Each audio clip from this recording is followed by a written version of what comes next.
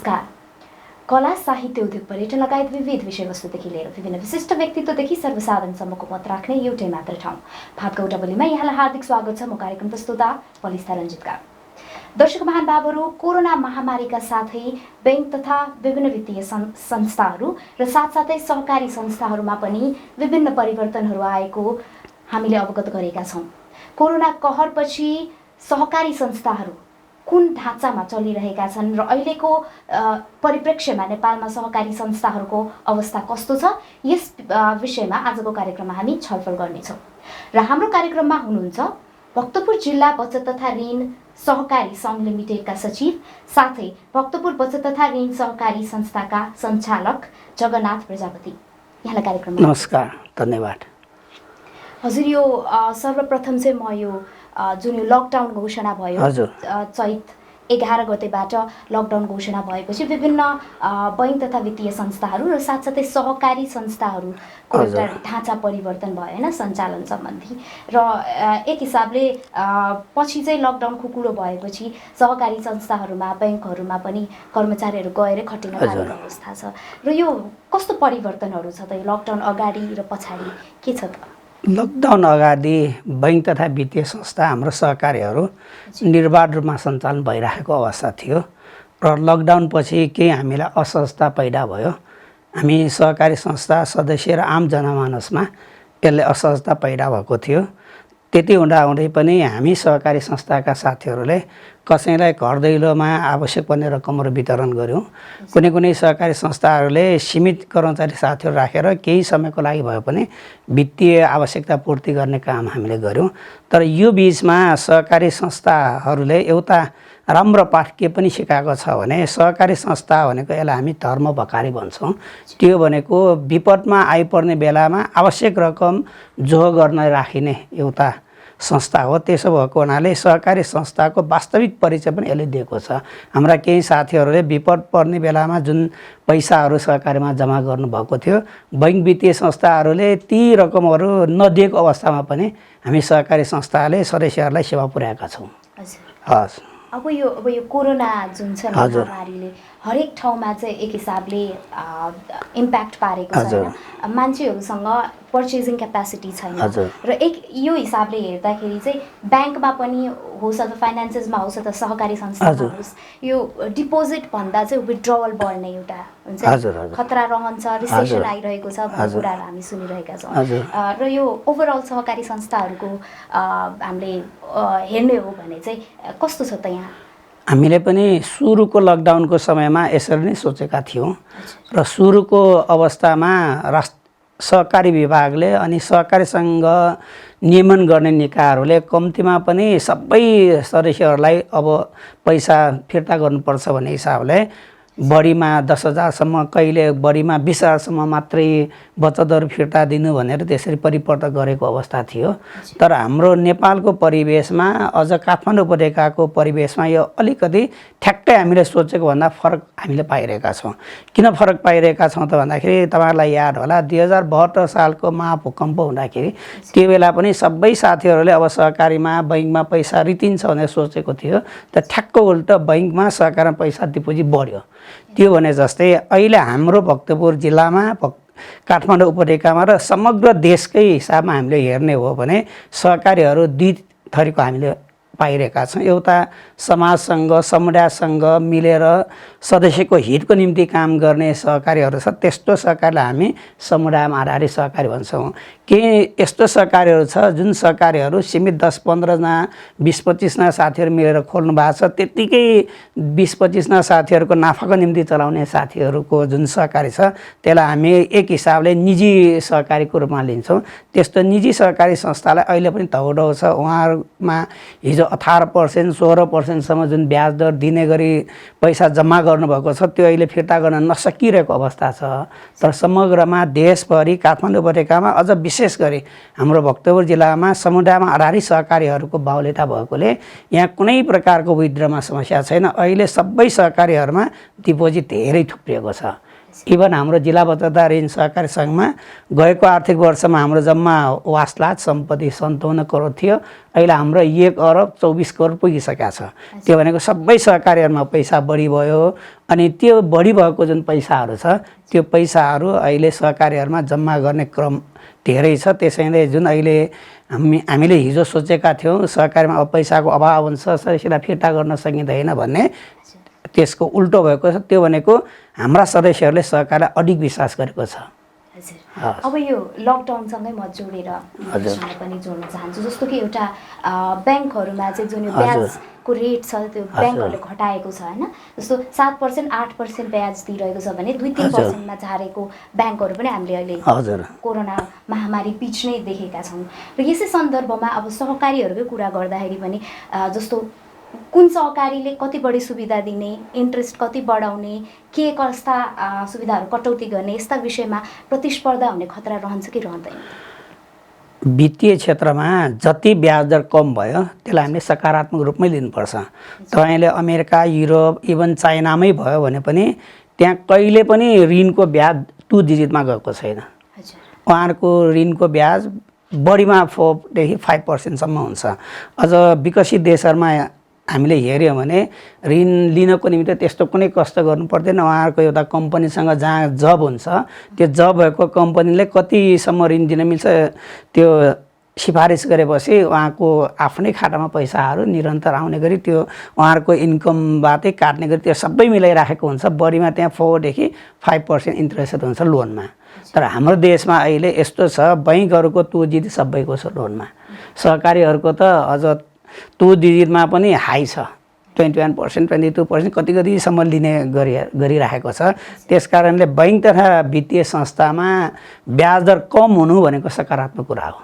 जब ब्याज दर कम हुन्छ, निक्षेपमा पनि कम हुन्छ, ऋणमा पनि कम भएपछि हाम्रा साथीहरूले उद्योगमा व्यवसायमा लगानी गर्ने साथीहरूले कम मात्र नाफा भए पनि उहाँको उद्योग, उहाँको व्यवसाय चल्छ।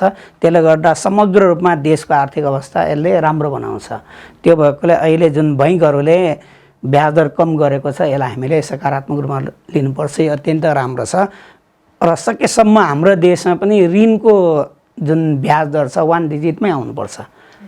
त्यो अहिले बैङ्कमा धेरै लिक्विडिटी बढेको हुनाले उहाँहरूले निक्षेपमा घटाउनु भयो। तर चलाक भएर बैङ्कले नाफा धेरै कमाउन अहिले पनि लोनमा घटाएको छैन। तर हाम्रो सहकारी संस्थाहरू मात्र यस्तो संस्था हो जसले निक्षेपमा ब्याज दर घटाउन साथै लोनमा पनि हामीले ब्याज दर घटाएको छ। त्यसो भएको हुनाले अहिलेको समयमा जुन इन्ट्रेस्टमा कम भएको छ देशैभरि, चाहे बैङ्क होस्, चाहे सहकारी होस्, चाहे वित्तीय संस्था होस्, त्यो अत्यन्त राम्रो छ।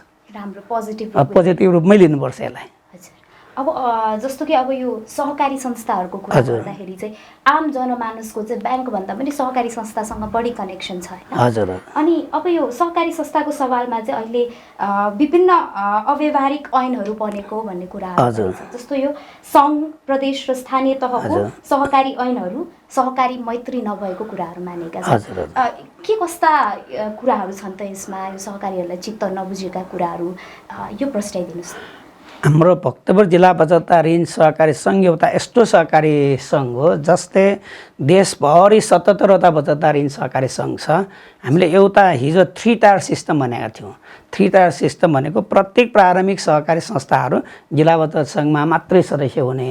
अनि जिल्ला बचतदार ऋण सहकारी सङ्घ केन्द्रीय सहकारी सङ्घ हामी नेप्सकुन भन्छौँ, त्यहाँ सदस्य हुने। अहिले देश 4 तहमा गएको छ। प्रारम्भिक तह भयो, प्रदेशमा छ, अहिले स्थानीय तह छ, प्रदेशमा छ। त्यसो भएको हुनाले अहिले हामीले 4 टायर सिस्टम भनेका छौँ। त्यो भनेको प्रारम्भिक संस्था जिल्ला बचत सङ्घमा मात्रै सदस्य हुने, अनि जिल्ला बचत सङ्घ प्रदेशमा मात्र हुने, अनि प्रदेश केन्द्रीय सङ्घमा हुने। त्यसरी 4 टायर सिस्टममा अहिले गयो भने हाम्रो चेन अफ कमान्ड पनि मिल्छ। तर अहिले सरकार ऐनले के गरिदियो भने एउटा प्रारम्भिक संस्था 10औँवटा ठाउँमा सदस्य बन्न सक्छ। जस्तो उदाहरणको निमित्त एउटा प्रारम्भिक संस्था जिल्ला बचत सङ्घमा पनि सदस्य हुन पाउने भयो, जिल्ला सहकारी सङ्घमा पनि भयो, प्रदेश सहकारी सङ्घमा पनि भयो, प्रदेश बचतदार ऋण सहकारी सङ्घमा पनि भयो, त्यस्तै नेप्सकुनमा भयो, महासङ्घमा भयो। यसो हुँदाखेरि यो धेरै माकुराको जालो जस्तो भयो। त्यो हुँदाखेरि सहकारी जुन रूपबाट अगाडि विकास हुनुपर्ने थियो त्यो विकास हुन सकिरहेको छैन। त्यसो भएकोले हामी भक्तपुर जिल्ला बचतदार ऋण सहकारी सङ्घ के भनिरहेका छौँ त भन्दाखेरि हिजो हामीले 3 टायर सिस्टमको वकालत गऱ्यौँ। अब प्रदेश आइसकेको हुनाले 4 टायर सिस्टममै जानुपर्छ। त्यसो भयो भने मात्रै समग्र देशभरिको सहकारी अभियानलाई एकत्रित गरी लान सकिन्छ। हजुर, अब म अर्को कुरा गर्न चाहन्छु। जस्तो यो सहकारी संस्थाहरूको अहिले साधारण सभाको कुरा सुनियो होइन, पुस मसान्तसम्म चाहिँ यो साधारण सभाहरू गरिने कुरा थियो, तर यो कोरोना कहरका बिचमा कसरी साधारण सभा गर्ने त भन्ने विषयमा पनि विचार विमर्श भएको थियो।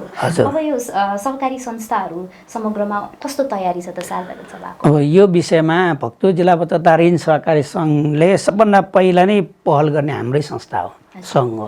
हामीले 2077 श्रावणको 16 गते नेप्सकुन अनि महासङ्घमा गएर अब कति हाम्रा प्रारम्भिक सहकारीका साथीहरूले पनि अब हाम्रो साधारण सभा गर्नु पर्यो, के गर्ने भनेर हामीलाई फोन मार्फत औपचारिक रूपमा अनौपचारिक रूपमा हामीसँग जानकारी माग गरिसकेपछि हामीले नेप्सकुनमा भयो सहकारी महासङ्घमा अस्ति श्रावण 16 गते हामीले ज्ञापन पत्र दियौँ, ध्यानाकर्षण पत्र दियौँ। अब यो चाँडो यसको निर्णय गर्नु पर्यो भनेर हामीले गऱ्यौँ। त्यो जस्तै हाम्रो जिल्ला पञ्चायत सङ्घले 4वटा भक्तपुर जिल्लामा स्थानीय पालिका छ, 4वटा नगरपालिकामा।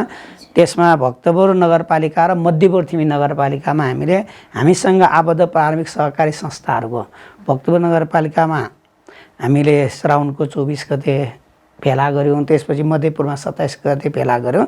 त्यसबाट हामीले हाम्रा साथीहरूसँग सल्लाह गरेर कसरी अब साधारण सभा गर्ने भनेर हामीले एउटा निचोड निकाल्नको निम्ति हामी प्रयास गरेका छौँ। र त्यसमध्येमा ऐनले साधारण सभा लेखा परीक्षण गर्नुपर्ने असोज मसान्तसम्म छ, 3 महिनाभित्र।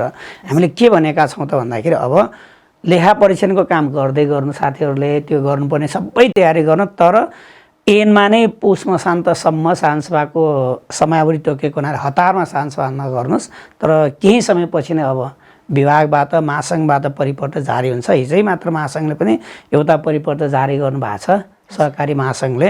त्यो महासङ्घले जारी गर्नुभएको परिपत्रमा पनि स्पष्ट रूपमा के उल्लेख गर्नुभएको छ त भन्दाखेरि उहाँहरूले गर्नुपर्ने सबै तयारी गर्ने, जस्तो लेखा परीक्षण गर्ने, तर अहिले तत्काल साधारण सभा नगर्नु उहाँहरूले पनि पहल गरिराख्नु भएको छ। त्यसो भएको हुनाले अबको 1 महिनाभित्र साधारण सभा सम्बन्धी कुनै न कुनै रूपमा कार्यविधि विभागबाट आउने हामीले अपेक्षा गरेका छौँ। त्यसो भएकोले हामीले सबै प्रारम्भिक संस्थाहरूलाई तत्काल साधारण सभा नगर्नु भनेर अनुरोध गरेका छौँ। हजुर, अब जस्तो कि यो साधारण सभामा मैले समस्या चाहिँ हामीले देखेको भन्दाखेरि मान्छेहरू धेरै भेला गर्नु पर्यो, त्यही भएर अब रोग सरिरहेछ, त्यही भएर हामीले साधारण सभा नगर्ने विषयमा भयो होइन। जस्तो कि अब त अहिले मिटिङ्सहरू पनि अनलाइन भइरहेछ, जुम मिटिङ्सहरू एकदम ट्रेन्डिङमा छ। साथसाथै विद्यालयहरूले पनि जुमबाटै पढाइरहेका छन् होइन। अब यो मान्छेकै उपस्थितिमा, फिजिकल भौतिक उपस्थितिमा मिटिङ गर्नुपर्छ भन्ने छैन, बरु डिजिटल वेबाट जुम मिटिङ साधारण सभा गराए पनि हुन्छ नि भन्ने कुरा छ। कति व्यवहारिक छ त यो? अब यो विषयमा भक्तपुर जिल्ला पञ्चायत ऋण सहकारी सङ्घले हामीले 3 पटक जुम मिटिङ गऱ्यौँ, सङ्घको आफ्नै भौतिक उपस्थिति बिना नै गऱ्यौँ। अनि त्यसको निम्ति एउटा कार्यविधि पनि बनाउनुपर्छ, हामीले त्यो कार्यविधि पनि बनाएका छौँ।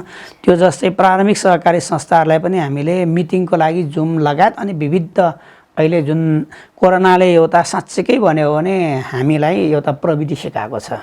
हिजो प्राइभेट स्कुलमा पढाउने होस् या सरकारी स्कुलमा पढाउने हाम्रा टिचरहरूलाई मोबाइल चलाउने र साँच्चैकै ल्यापटप चलाउन आउँदैन नथ्यो, तर अहिले कोरोनाले गर्दाखेरि उहाँहरूले बाध्यताले जुमबाट क्लास लिनु परेको छ।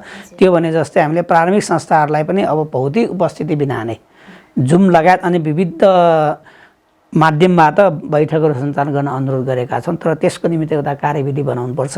जिल्ला पञ्चायत सङ्घले बनाइसक्यौँ, प्रारम्भिक संस्थाहरूलाई पनि हामीले सङ्घले बनाएको कार्यविधि अनुसारै गर्दा उपयुक्त हुन्छ भनेर एउटा नमुना पनि हामीले दिएका छौँ। तर जहाँसम्म साधारण सभाको परिवेश छ त्यो अलिकति पृथक छ, गाह्रो छ। त्यसको एउटा साधारण सभाको निमित्त सहकार ऐन 2074ले के भनेको छ भने कम्तीमा 51% को उपस्थिति हुनुपर्छ भनेको छ। कुनै कुनै सहकारी संस्थामा 14,000 15,000सम्म मेम्बर छ। अझ काठमाडौँ उपत्यका भन्दा पनि तराईतिरको सहकारीहरू बिकु सहकारी छ, त्यो उहाँहरूको सदस्य मात्र अहिले 65,000 भन्दा बढी छ। सहारा बचतदार ऋण सहकारी संस्था छापामा छ, उहाँको 3वटा जिल्ला कार्यक्षेत्र थियो, त्यो बेला नै 1.5 लाख मेम्बर छ। तपाईँको जुमबाट जुन मिटिङ गर्ने साधारण सभा गर्ने भन्नुभएको छ, काठमाडौँ उपत्यकामा त यस्तो नेटको लाइन प्रब्लम छ। कति हाम्रो मेम्बरहरू औँठा छाप राख्नुपर्ने खालको मेम्बरहरू धेरै छ। त्यस्तो औँठा छाप राख्नुपर्ने, आफ्नो घरमा पहुँच छैन, नेटको इन्टरनेटको पहुँच छैन भने अहिलेको समयमा बैङ्क वित्तीय संस्थामा त्यो पोसिबल छ, किनभने त्यो अलिकति इकोनोमिकली हाई स्ट्याटसकै मान्छेहरू त्यहाँ धेरै हुन्छ, पहुँच बढी हुन्छ। तर सहकारी भनेको समग्र रूपमा ग्रामीण क्षेत्रको लागि हो। गाउँ गाउँमा रोजीरोटीको निमित्त हामीले सहकारी खोल्ने हो। त्यसै गरी काठमाडौँ उपत्यका, भक्तपुर, काठमाडौँ, ललितपुर मात्र सोचेर हुँदैन। अहिलेको समयमा 51% पुर्याउन पनि असम्भव छ अनि जुमबाट सभासभा पनि असम्भव छ, त्यो गर्न सकिने अवस्था छैन। पोस्टपोन भन्दा पनि अब सरकारले कुनै एउटा कार्यविधि ल्याउनुपर्छ। जस्तो बैङ्कहरूले 3 वर्षमा एकचोटि सभासभा गर्न पाउँछ, गरिराखेको छ। कुनै कुनै बैङ्कको त 4 वर्षमा गरेको छ। तर नेपाल लाइफ इन्सुरेन्स, जसमा नेपाल सरकारको आफ्नै लगानी छ, बिमा संस्थान, त्यसको लगभग अहिलेसम्म 22-23 वर्ष सभासभा भएको छैन। त्यो चलिरहेछ लेखा परीक्षणको आधारमा भए। सरकारले एउटा कार्यविधि बनाएर सबै सहकारीहरूलाई यो वर्ष कोरोना महामारी भएको हुनाले अर्को वर्ष सभासभा 2 वर्षकै गर्ने गरी कम्तीमा लेखा परीक्षण र प्रतिवेदनहरू बुझाउने गरी भनेर एउटा कार्यविधि बनाउनु भयो भने यो कुनै ठुलो इस्यु होइन, गर्न सकिन्छ। अब जस्तो यो भक्तपुर जिल्ला बचत तथा ऋण सहकारी एउटा छाता सङ्गठन पनि होइन विभिन्न संस्थाहरूको लागि, र यो कोरोना कहरकै बिचमा सङ्घको नयाँ भवन शिलान्यास भएको छ र यसमा चाहिँ विभिन्न सदस्य संस्थाहरूले सहयोग गर्नुभएको कुरा छ। के कस्ता सहयोगहरू आए भवन निर्माणको लागि? अब सङ्घलाई सबल बनाउनको निमित्त, आत्मनिर्भर बनाउनको निमित्त, दिगो रूपमा अगाडि बढाउन आफ्नै भवनको आवश्यकता छ भनेर हामीले गत वर्ष जग्गा किनेका थियौँ 3 आना 3 पैसा।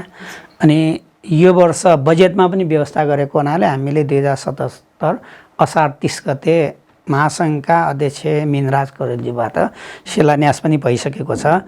अनि जग्गा खरिद गर्दाखेरि नै हामीले प्रत्येक प्रारम्भिक संस्थाहरू, हामीसँग अहिले भक्तपुर जिल्लामा 472वटा बचत ऋण सहकारी छ। त्यसमा 2-4वटा मर्ज पनि भइसकेको छ, एक आपसमा जोडिसकेको छ। र हामीसँग त्यति भएको मध्ये 179वटा सहकारीहरू जिल्ला बचत सङ्घमा आबद्ध छ बचत ऋण।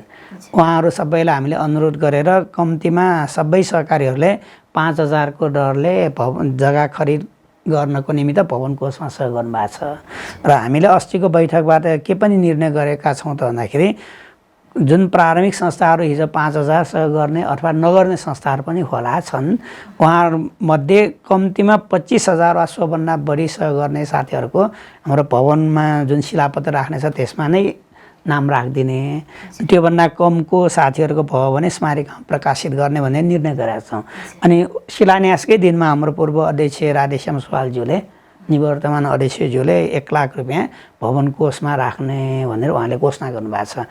हामी उहाँलाई यहीँबाट पनि धन्यवाद दिन चाहन्छौँ। अब यो महामारीको बिचमा शिलान्यासका कार्यहरू भए, केही यस्ता समस्याहरू रहे कि भवन शिलान्यासका लागि? शिलान्यासमा कुनै प्रकारको समस्या आएन। हामीले भौतिक दूरी काम गऱ्यौँ एउटा। दोस्रो, हामीसँग 179वटा प्रारम्भिक संस्था सदस्य भए पनि सबै संस्थालाई हामीले निमन्त्रणा पनि गरेनौँ, किनभने महामारी छ भन्ने हिसाबले। त्यो भएको हुनाले हामीले संस्थाको सञ्चालक समिति, लेखा समिति, उपसमिति र पूर्व सदस्य भएका साथीहरूलाई मात्र निमन्त्रणा गऱ्यौँ। जम्मा 50 जति साथीहरूलाई 2-2 मिटरको दूरीमा राखेर सेनिटाइजर, मास्क वितरण गरेर गऱ्यौँ। त्यो जम्मा 1-1.5 घन्टाको मात्रै समय भएको हुनाले त्यस्तो कुनै प्रकारको अप्ठ्यारोहरू भएको छैन।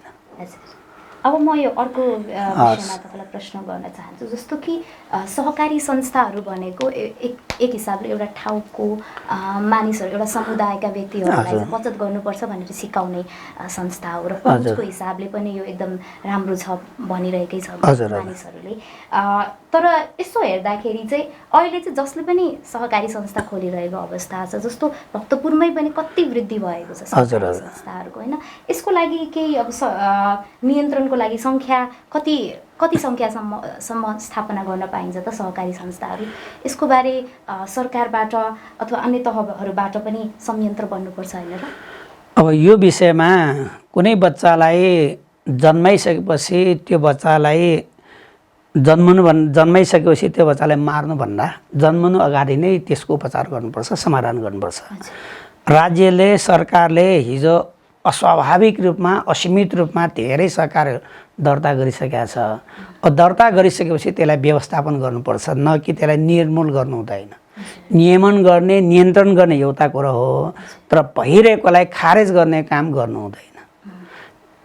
त्यसो भएको हुनाले अहिले पनि जति हामीसँग सहकारी संस्थाहरू छ, सहकारी संस्था समुदायमा आधारित सहकारी संस्थाहरू एउटा समुदायसँग मात्र एकाकार गर्नुपर्छ। उदाहरणको निमित्त हामी जिल्ला बचत ऋण सहकारी सङ्घको कार्यक्षेत्र जिल्लाभरि, हाम्रो जिल्लाभरि जति सहकारीहरू छ त्यति सहकारीहरू मात्र हामीले सदस्य बनाउनु पाउँछ। तर सरकारले ऐन नियमलाई पनि मिचेर के पनि गरिरहेको छ भन्दाखेरि हाम्रो जिल्ला सङ्घ भनेर हामी जिल्लाको नाम लिन्छौँ, हामी जिल्लाभरि कार्यक्षेत्र, तर एउटा प्रारम्भिक संस्थाको 2टा जिल्ला 3टा जिल्लासम्म कार्यक्षेत्र अहिले पनि दिएको छ। त्यसरी दिन मिल्दैन। प्रारम्भिक संस्था भनेको जस्तो एउटा टोल होला, एउटा वडा होला, एउटा नगरपालिका होला, त्यतिसम्म मात्र हुनुपर्ने, बढीमा एउटा जिल्लासम्म हुनुपर्ने। तर एउटा प्रारम्भिक संस्थाको 3वटा 4वटा जिल्ला अहिले मात्रै कार्यक्षेत्र थप गरिदिएको छ। त्यसले गर्दाखेरि सहकारी संस्थाहरू झन् विकराल रूपमा बिग्रिने अथवा जनताको पैसा लिएर भाग्ने सम्भावना छ। त्यसो भएको हुनाले हामी के भन्छौँ त भन्दाखेरि अहिले जति सहकारीहरू छ त्यसलाई ग्रामीण समुदायमा पठाउनुहोस्। सहकारीलाई सहकारी खेती गर्न दिनुहोस्, सहकारी व्यवसाय गर्न नदिनुहोस्। सहकारी व्यवसाय गर्ने भनेको तन्न पैसा कमाउने, नाफा कमाउने। नाफा कमाउने उद्देश्य लागेको बजारिया सहकारीलाई नियन्त्रण गर्नुपर्छ। एउटा नगरपालिका, एउटा गाउँपालिका, एउटा वडामा त्यहाँको बस्तीको निमित्त, त्यहाँका जनताको निमित्त सेवा गर्नको निमित्त, सहयोग गर्नको निमित्त अहिले पनि सहकारी खोलिरहेछ। कति ठाउँमा नपुगेको छ त्यहाँ खोल्नुपर्छ। कम्तीमा पनि हामीसँग जति स्थानीय पालिकाहरू छ त्यतिमा कम्तीमा 5वटा 6वटा सहकारीहरू चाहिन्छ। त्यो हिसाबमा गऱ्यो भने पनि हाम्रो बचत ऋण सहकारी संस्थामा चाहिँ 10-12 हजार अहिले पनि आवश्यक पर्छ। तर अहिले जुन 35,000 सहकारीहरू आइरहेको छ त्यो सहकारीहरू पैसा कमाउनकै निम्ति आएको हुनाले त्यस्तोलाई नियन्त्रण गर्नुपर्छ, निर्मूल गर्नुपर्छ। अनि सहकारी ऐनले पनि एउटा के व्यवस्था गरेको छ भने 2000 सदस्य जनसङ्ख्या बराबर एउटा सहकारी भनेको छ। त्यो भनेको अहिले हामीसँग जति सहकारी छ त्यसलाई ठ्याक्क आदि गर्ने। कहिलेकाहीँ त हाम्रो सहकारी मन्त्रीज्यूले पनि भन्नुहुन्छ अब सहकारीलाई ठ्याक्क साहुकारी जस्तै आदि टुक्रा गर्ने। त्यो भनेको नेपालमा 3 करोड जनसङ्ख्या छ अनि 3 करोड जनसङ्ख्यामा 2000 बराबर एउटा सहकारी भनेपछि ठ्याक्क 15,000 भए पुग्यो। अहिले लगभग 30-35 सहकारी संस्थाहरू छ। त्यसो गर्ने भनेर उहाँले ठाउँ ठाउँमा भनिराख्नु भएको छ। त्यसमा हाम्रो विमति छ। उहाँहरूले कि त नयाँ दर्तै नगर्नुहोस्, अहिले पनि खुलमखुला दर्ता भइरहेछ, नयाँ सहकारी वृद्धि भइराखेको छ। अनि हिजो भएको सहकारलाई नियन्त्रण गर्ने, नियमन गर्ने नाममा त्यसको इतिहास चाहिँ मेट्नु हुँदैन। त्यसो भएको हुनाले अब सहकारी व्यवस्थापन गर्ने हो भने सबै सहकारीहरूलाई समुदाय आधारित बनाउनुहोस्।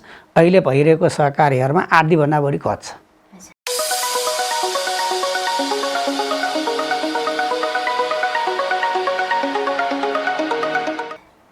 अब तपाईँले भन्नुभयो जस्तो सङ्ख्यात्मक रूपमा धेरै छ र साथसाथै अब यो सदस्यहरू जति पनि सदस्य हुन्छ नि सहकारी संस्थाहरूमा उनीहरू पनि एउटा मात्र होइन 2-3वटा सहकारी संस्थामा मेम्बर्सहरू छन् होइन। सहकारीमा चाहिँ एउटा ऋणको हिसाबले, ऋण लिने हिसाबले पनि फिजिबल वे भनेर यसरी मेम्बर बनिरहेका छन्। यसमा पनि एउटा कन्ट्रोल हुनुपर्छ कि पर्दैन? यो विषयमा हामीले महासङ्घ विभाग सबैतिर हामीले ध्यान आकर्षण गरेका छौँ। हामीले के भनिरहेका छौँ भने कोही सहकारी नीति भन्दा पनि व्यक्तिको नेट खराब भइसक्यो भने त्यसलाई नियन्त्रण गर्न सकिँदैन। सहकारी संस्था समुदायमा आधारित संस्था हो। हाम्रो ग्रामीण परिवेश हाम्रो एउटा सीमित घेराभित्र भएको हुनाले को साथीले कहाँ ऋण लिएको छ, उसले अन्त के गरिरहेको छ, त्यो हाम्रो जनजीवनसँग प्रत्यक्ष सम्बन्ध राख्ने साथीहरू भएकोले त्यो हामी प्रत्यक्ष रूपमा थाहा पाउँछौँ। तर यो एक व्यक्ति एक सहकारी कुनै पनि हालतमा हुँदैन। एउटा उदाहरणको निमित्त 2072 सालको भूकम्प गइसकेपछि हाम्रो भक्तपुर नगरकै परिवेशमा हेर्ने हो भने पूर्वतिरको च्यामासिंह, सूर्यमरीतिरको साथीहरू बिस्तारै बस्ती उहाँहरूको ताथलतिर सर्यो। यता हामी बोलाछेतिरको अथवा यतातिर वंशगोपालतिरको साथीहरू कतुन्जे सिपादलतिर सर्यो। ब्यासीतिरको उतातिर तपाईँको झौखेलतिर सरेको छ, कमलनायकतिरको छालिङतिर सरेको छ। अब हिजो उहाँहरूको समुदाय अहिले पनि उहाँहरूको गुथी छ, उहाँहरूको सबै क्रियाकलाप त्यही हिजोकै ठाउँमा हुन्छ। त्यसमध्ये दाजुभाइहरू भिन्न भइसकेपछि कोही यता नयाँ सूर्यविनायकतिर चाङ्गोतिर सरिसकेका छ, कोही भक्तपुर नगरपालिकामै छ। उहाँहरूको हिजोको समुदाय पनि बाँकी छ, आजको नयाँ समुदाय पनि बाँकी छ। त्यसो भएपछि उहाँलाई त हिजोको समुदायमा पनि मिल्नुपर्छ, आजको समुदाय पनि मिल्नुपर्छ। कम्तीमा 2 ठाउँमा त उहाँ चाहियो। त्यसपछि अर्को कुरो हाम्रो महिलाहरूको हकमा विवाहित महिलाहरूको दुईटा घर हुन्छ, दुईटा आमा हुन्छ, दुईटा बुवा हुन्छ। उहाँको हिजो माइतीको पनि आफ्नो त्यहाँको परिवेश छ, माइतीको पनि उहाँसँग समूह छ, त्यहाँ पनि उहाँ मेम्बर हुनु पर्यो। अनि आफ्नो श्रीमान कहाँ गइसकेपछि उहाँले त्यहाँ पनि त एउटा सर्कल बनाइसकेका हुन्छ, त्यहाँ पनि उहाँको मेम्बर हुनुपर्छ। त्यसो भएको हुनाले हामीले के भनेका छौँ भने यो एक व्यक्ति एक सहकारी कुनै पनि हालतमा हुँदैन। ठिकै छ, धेरैवटामा भयो भने कम्तीमा एकजना व्यक्तिलाई एउटा स्थानीय पालिकाभित्र 3वटासम्म सहकारीलाई सदस्य दिने भने त्यो पनि ठिकै छ। यदि यसो नगर्ने हो भने बैङ्कमा पनि किन धेरैवटा बैङ्कमा खाता खोल्ने, अहिले त बैङ्कको ट्रान्सफर गर्न मिलिहाल्छ। एक बैङ्क एक खाता भनेर ल्याउनुहोस्, त्यो भयो भने हामी पनि स्वीकार्छौँ। यदि त्यसो भएन भने बैङ्कर्सहरूको मिलोमतमा उहाँहरूको निर्देशनमा सहकारीमा धेरै पैसा थुप्रियो, त्यही भएर सहकारीलाई बिस्तारै निस्तेज गर्न नियन्त्रण गर्ने यो ल्याएको। त्यसैले भक्तपुर जिल्ला बचतदार ऋण सहकारी सङ्घले सदैव यसको विरोध गर्दै आइरहेका छौँ हामीले। अब जस्तो सहकारीकै मैले एउटा कम्प्लेन्ट पनि पढिरहेको थिएँ सहकारी संस्थाहरूकै। यसै क्रममा चाहिँ अख्तियारको आँखा सहकारी संस्थामा एउटा न्युज पनि पढेँ कि। अनि त्यसमा चाहिँ के थियो भन्दाखेरि जति पनि कालो धन छ ब्याङ्कमा त त्यो फिल्टर हुन्छ ब्याङ्कहरूमा, तर सहकारी संस्थाहरूमा सम्पत्ति शुद्धिकरणको त्यस्तो सशक्त रूपमा अध्ययन नहुने भएकोले कालो धन जति चाहिँ त्यहाँ थुप्रिरहेको छ भन्ने विषयमा मैले समाचारहरू पढेँ। यस विषयमा तपाईँ के भन्नुहुन्छ त? आरोप लगाउनु नराम्रो होइन, हामी स्वीकार्छौँ आरोपलाई। तर कसैले आरोप लगाउँदैमा, कसैले मेरो कान कागले लग्यो भन्दैमा म कागको पछाडि जानुभन्दा पनि कान छाम्नुपर्छ। जुन अहिले पत्र पत्रिकामा मिडियामा आइरहेको छ, सम्भवतः त्यो मिडियामा लेख्न छाप्न पनि मिडियाले बैङ्कर्सहरूसँग वा कसैसँग अप्रत्यक्ष साँठगाँठ गरेको छ कि त्यो पनि हामीले हेर्नुपर्छ। हामीले स्पष्ट रूपमा के भनेका छौँ भने सहकारी संस्थालाई कालो धन आवश्यक छैन, हाम्रै मेम्बरहरूको धन काफी छ। अनि सहकारी संस्थामा आउने थुप्रिने पैसा धन भनेको धेरै अरबौँ खरबौँ पैसा होइन, 10-15 लाख हो। त्यो पैसा हामीसँग सहकारी संस्थामा आउने जुन पैसाको स्रोत छ, स्रोत भएकै सम्पत्ति मात्र हामी लिन्छौँ। यदि त्यसबाहेक अन्य भयो भने अहिले त हामीले पनि सम्पत्ति शुद्धिकरणमा त्यसको रिपोर्टहरू मासिक रूपमा पठाउनुपर्छ, उहाँले छानबिन गर्नुपर्छ, छानबिन गरेर कारवाही गर्नुहोस्। हामी त्यसमा गरेका छैनौँ। तर एउटा हामीले के भनिरहेका छौँ भने भ्रष्टाचार निवारण 2058 भएको त अहिले के भनिरहेको छ भने एउटा सहकारी संस्थामा एकजना व्यक्तिले वर्षभरिमा 10 लाखभन्दा बढी कारोबार गरेका छ भने त्यसको रेकर्ड पठाइराख्नुपर्ने। 30 लाखभन्दा बढी ऋण लिएको छ, डिपोजिट गरेको छ अथवा सेयर किनेको छ भने त्यसको निरन्तर रूपमा 15-15 दिनमा जुन रिपोर्टहरू पठाइराख्नुपर्ने, त्यो अहिलेको समयमा अलिकति त्यसको सीमा बढाउनुपर्छ। किन यसो भनिरहेका छौँ त भन्दाखेरि 2058 सालमा एकजना निजामती कर्मचारीको, एकजना सरकारी कर्मचारीको अधिकृत लेभलको तलब र अहिले 2077 पुग्दाखेरि त्यो तलब लगभग 4 गुणा वृद्धि भइसक्यो। त्यो हिजोकै 10 लाखको सीमालाई अहिले कायम गर्ने भनेको दुवै हात पछाडि बाँधेर दौड प्रतिज्ञालाई तिमी फर्स्ट भएर आउनु भनेर भने जस्तै हुन्छ। त्यसो भएकोले अलिकति सीमा बढाइदिनुहोस्, जति सरकारले नियन्त्रण गर्नुपर्ने, नियमन गर्नुपर्ने सबै कुराहरू गर्नुहोस्, काम गर्नुहोस्। सहकारी संस्थाहरूलाई हामी सहकारी संस्थाहरूले खुला रूपमा छोडिदिएका छौँ। अब जस्तो एउटा यो सहकारी संस्थाहरूमा पनि अहिले एकरूपता चाहिँ देखिएको छैन। जस्तो भक्तपुर बचतको कुरा गर्ने भने राम्रो हो, यसमा चाहिँ इकोनोमिकली राम्रो गरिरहेछ। तर ग्रामीण भेगका सहकारी संस्थाहरू र ससाना सहकारी संस्थाहरूमा अहिले पनि एउटा आर्थिक समस्या छ। एकरूपता नहुनुको कारण चाहिँ के हो?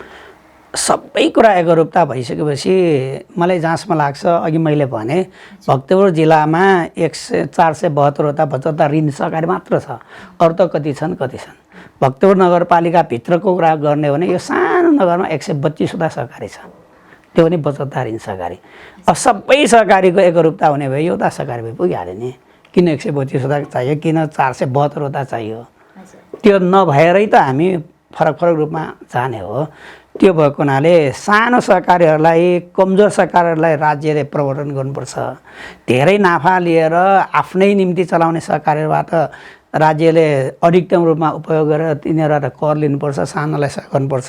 त्यो पाटोमा कुरा गर्ने भने ठिकै छ, तर सबैलाई समान एउटै बनाएपछि त धेरैवटा सहकारी एउटै सहकारी बन्छ नै, त्यसमा कुनै डाउट छैन। तर अलिकति सहकारी संस्थाहरू भित्र पनि अहिले जुन प्रवृत्ति बढिरहेको छ, मैले अघि पनि भने सहकारी व्यवसायमा लागौँ, हामी सहकारी खेतीमा लागौँ, सहकारीलाई नाफा खाने हिसाबमा जानु हुँदैन। तर अहिले भइराख्यो, विशेष गरी बचतदार ऋण सहकारीमा सहकारी खोल्ने, उता यति पर्सेन्टमा लगानी गर्ने, यति कमाउने भनेर जुन अहिले भइराखेको छ, त्यो चाहिँ सहकारीको निमित्त विकृति हो।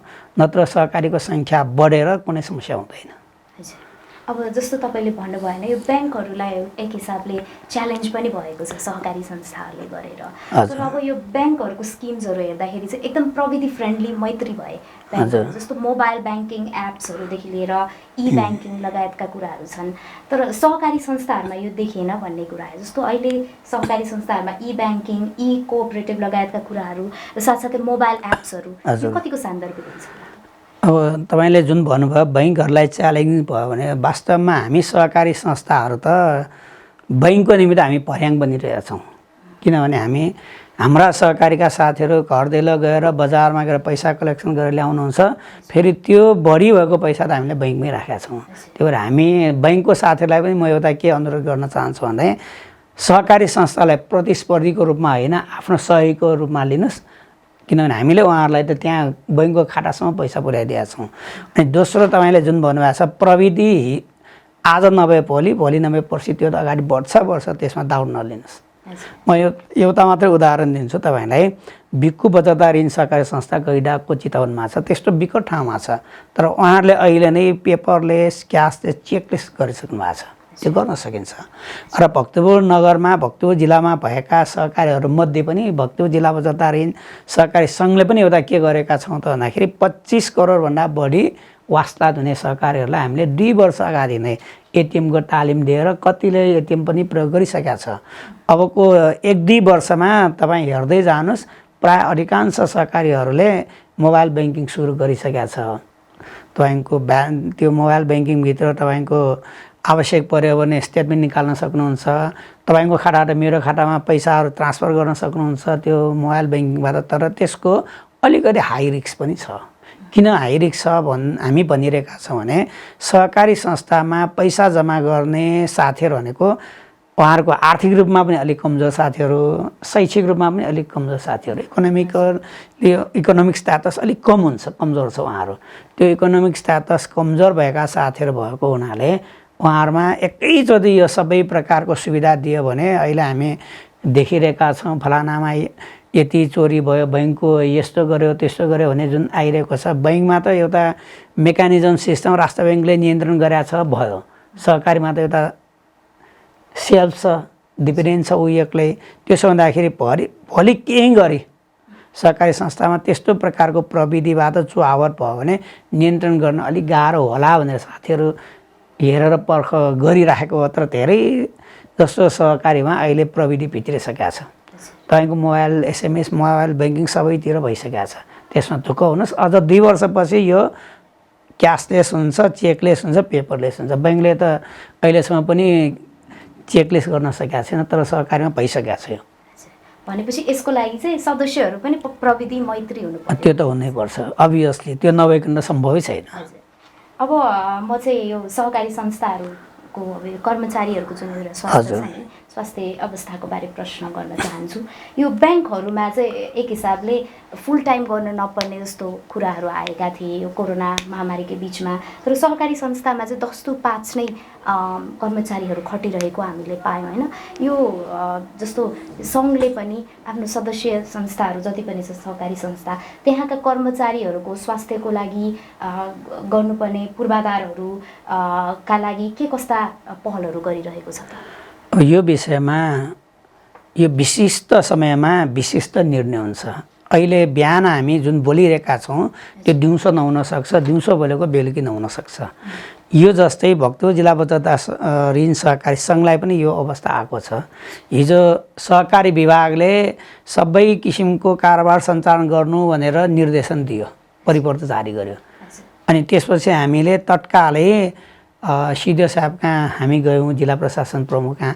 यदि यसरी सबै सहकारीहरू चलाउने हो भने कम्तीमा हाम्रो कर्मचारी साथीले पास व्यवस्था गर्नु पर्यो भन्यो।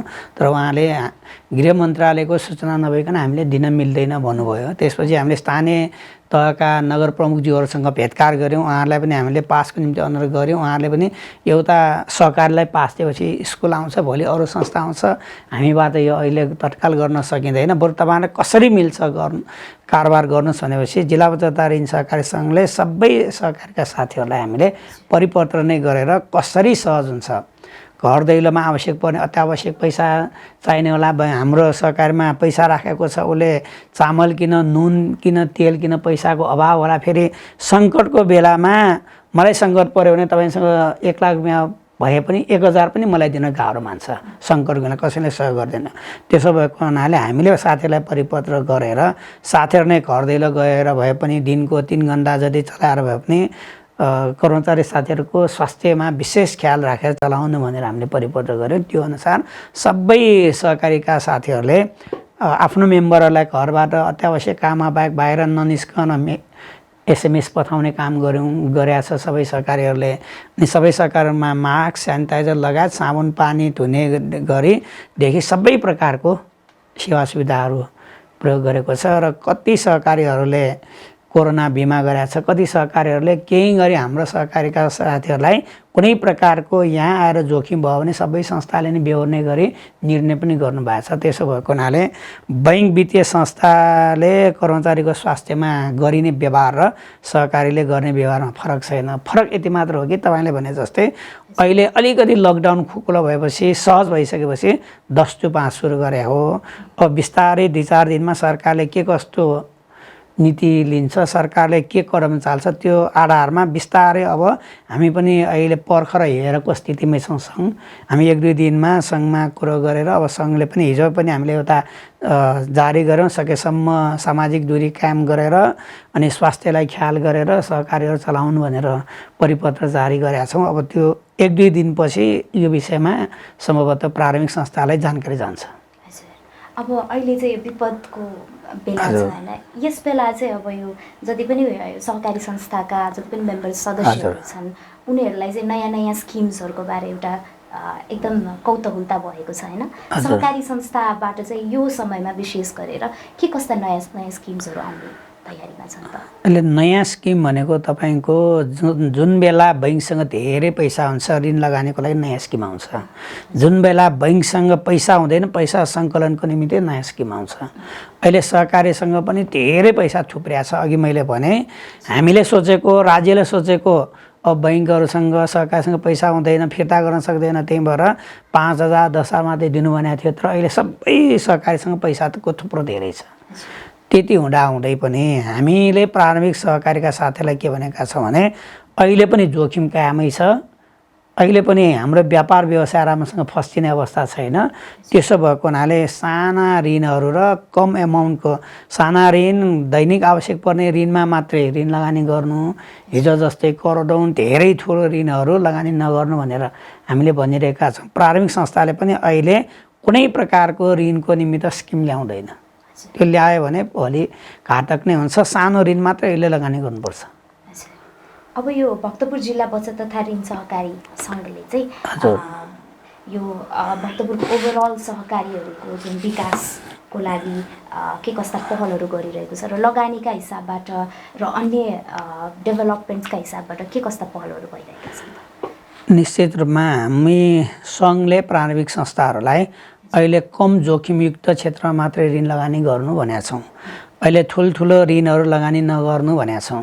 सङ्घ आफैले पनि प्रारम्भिक संस्थाहरूलाई आवश्यक परेको बेलामा ऋण लगानी गरिरहेका छौँ। सङ्घले प्रारम्भिक संस्थाको आफ्नै जग्गा, आफ्नै घरहरू धितो राख्यो भने 80 लाखसम्म ऋण दिएका छौँ। अनि बिना धितो भनेर हामीले 40 लाखसम्म ऋण लगानी गरेका छौँ प्रारम्भिक संस्थाहरूलाई। र अहिलेको समयमा हामीले प्रारम्भिक संस्थाका साथीहरूलाई पनि के भनिरहेका छौँ त भन्दाखेरि अहिले धेरै ठुलो पैसा धेरै थुप्रियो भनेर ठुलो र जोखिम क्षेत्रमा लगानी गर्नु हुँदैन। अघि पनि मैले भने जस्तो घर जग्गामा भोलि स्थिर आउन सकिन्छ। लकडाउन 2 महिना भयो भने जग्गा त त्यतिकै थुप्रिन्छ। त्यसैले अहिले हामीले प्रारम्भिक संस्थाका साथीहरूलाई 2-3वटा कुरामा हामीले अनुरोध गरेका छौँ। एउटा सकेसम्म प्रविधिलाई प्रयोग गर्नुहोस्, अघि पछि त्यो गर्नै पर्छ। दोस्रो हामीले अब भौतिक उपस्थितिमा भन्दा पनि जुमबाट बिस्तारै मिटिङहरू सुरु गर्नुहोस्। तेस्रो हामीले स्वास्थ्यलाई कर्मचारीको स्वास्थ्यमा विशेष ध्यान राख्नुपर्छ र साथसाथै प्रत्येक मेम्बरहरू सहकारी प्रवेश गर्नुभन्दा अगाडि नै पानी र साबुन व्यवस्था गर्नु, सेनिटाइजर व्यवस्था गर्नुहोस् भनेर भनेका छौँ।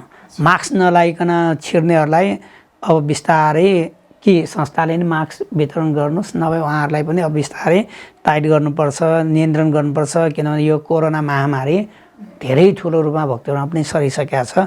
त्यो हिसाबले हामीले साथीहरूलाई अनुरोध गरेका छौँ। अब यो सहकारी संस्थाको विषयमा हामीले आज चर्चा गऱ्यौँ। तपाईँको विचारमा चाहिँ अहिले चाहिँ मुख्य समस्या के हो त सहकारी संस्थाको? अहिले सहकारीको मुख्य समस्या भनेको देशकै समस्या ठुलो छ। तैपनि सहकारी संस्थामा हामीले चारैवटा नगरपालिकामा भएका हाम्रा सहकारीका साथीहरूलाई हामीले कोरोना कोषमा पैसा जम्मा गर्नु भनेर चारवटा स्थानीय तहमा जम्मा पनि गर्न लागेका छौँ। अहिले सहकारी संस्थाहरूको मुख्य समस्याको रूपमा हिजो हामीले लगानी गऱ्यौँ अनि हाम्रा साथीहरूको हिजो होटेल व्यवसाय चलाएको थियो, ब्याज आउँथ्यो, सभा आउँथ्यो, अहिले त्यो आएको छैन। हिजो गाडीको साथीहरूको किस्ता आउँथ्यो, अहिले त्यो आएको छैन, उहाँहरू पनि मारमा छ।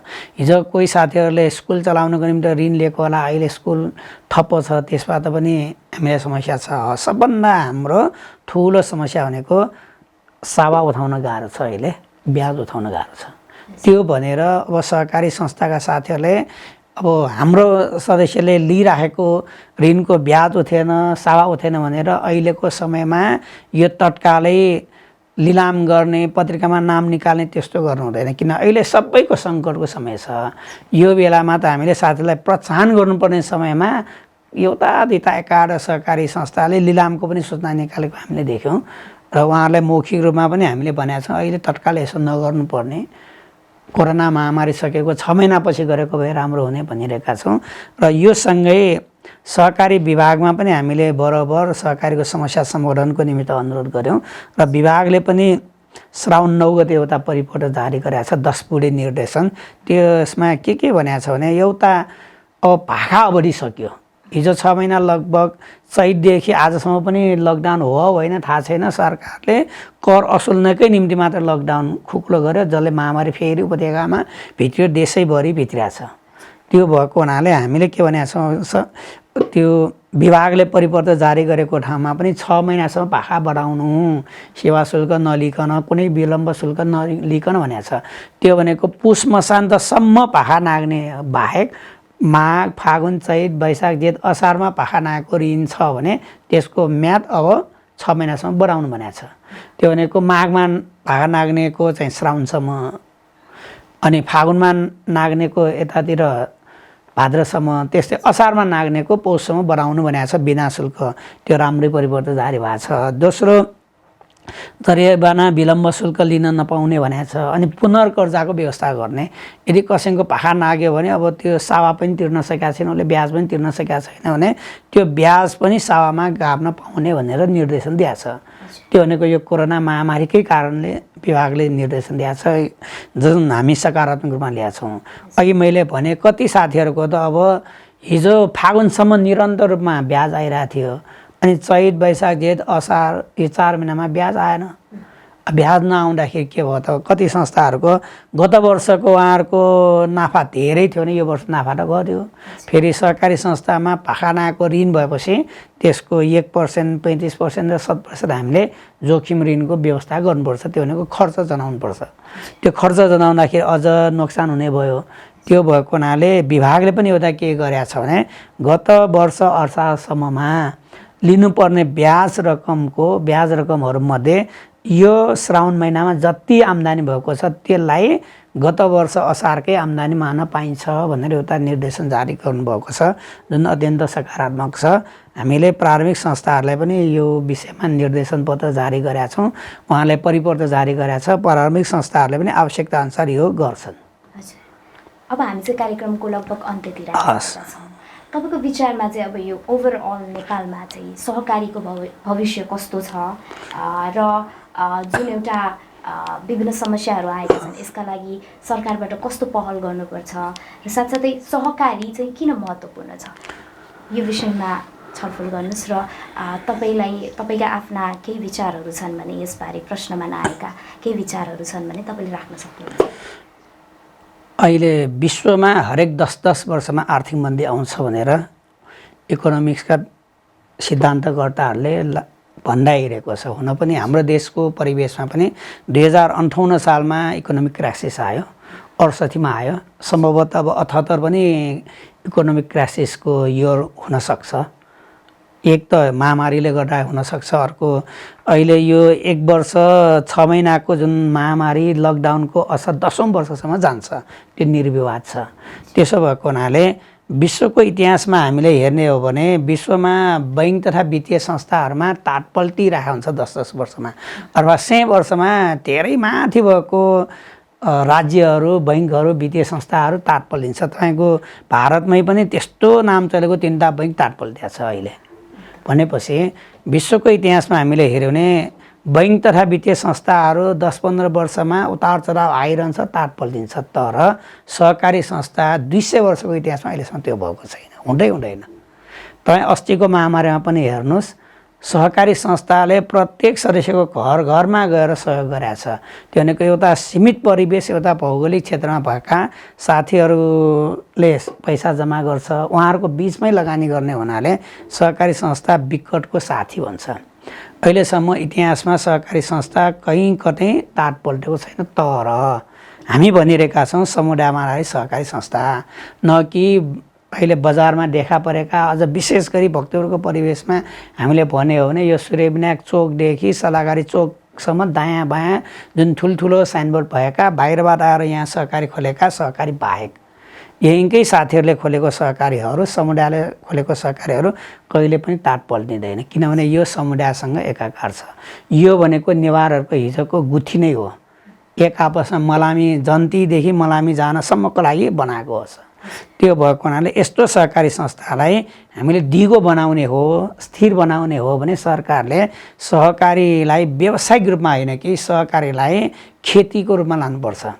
भन्नुको अर्थ मानौँ हामी कहाँ अहिले मासुको आपूर्ति कम छ भने हाम्रा साथीहरूलाई ऋण दिएर मात्र होइन, सहकारी आफैले एउटा ह्याचरी खोल्नुहोस्, सहकारी आफैले बाख्रा फर्महरू खोल्नुहोस्। त्यसरी गर्न सक्यो भने सहकारीहरू अगाडि बढ्छ, त्यो समुदायको निम्ति हुन्छ। तर राज्यले के गरिदियो भने कृषि सहकारीको नाममा एउटा फर्म खोलेको छ भने त्यसलाई 23 लाख 50 लाख 1 करोड सहयोग गरे, त्यो बालुवामा पानी खन्याएको छ।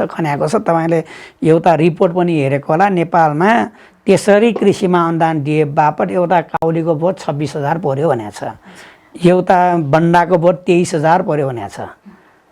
त्यो 23,000 पर्ने गरी 26,000 पर्ने गरी त 5 वर्ष काठमाडौँ उपत्यकामा भित्रिने सबै तरकारी किन पनि पुग्छ।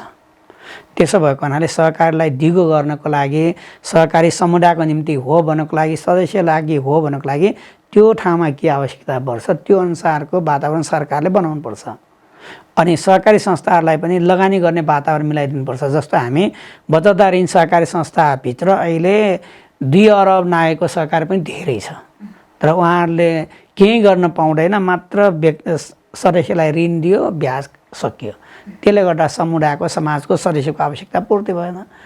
त्यो भएको हुनाले सहकारलाई दिगो रूपमा अगाडि बढाउने हो भने समाजको, समुदायको आवश्यकता के छ त्यो अनुसार लगानी गर्न पाउने गरी सरकारले व्यवस्था गर्न सक्यो भने निश्चित रूपमा सहकारीहरू अझ समुदायको निमित्त हितकारी भएर अगाडि बढ्छ। कार्यक्रममा आएर आफ्नो अमूल्य समय यसरी दिनुभयो हामीलाई, यहाँलाई म हृदयदेखि नै धन्यवाद दिन चाहन्छु। हस्, तपाईँहरूलाई पनि धेरै धेरै धन्यवाद भाटगाउँ टेलिभिजनलाई। हस्, नमस्कार। दर्शक महानुभावहरू, आजको कार्यक्रममा हामीले भक्तपुर जिल्ला बचत तथा ऋण सहकारी सङ्घ लिमिटेडका सचिव लगायत भक्तपुर बचत तथा ऋण सहकारी संस्थाका सञ्चालक जगन्नाथ प्रजापतिसँग सहकारीका विषयमा छलफल गर्यौँ। अहिले कोरोना कहरकै बीचमा सहकारीका के समस्याहरू छन् र नेपालमा लगायत भक्तपुर जिल्लामा सहकारीका समस्याहरू के छन् यसबारे हामीले आजको कार्यक्रममा छलफल गर्यौँ। यहाँलाई कार्यक्रम कस्तो लाग्यो? कार्यक्रमका बारे प्रतिक्रिया दिनको लागि bhatgautelevision@gmail.com मा आफ्ना प्रतिक्रियाहरू पठाउन सक्नुहुनेछ। तबसम्मको लागि म कार्यक्रम प्रस्तुता पलिस्ता रञ्जितकार यहाँबाट बिदा हुन चाहन्छु। नमस्कार।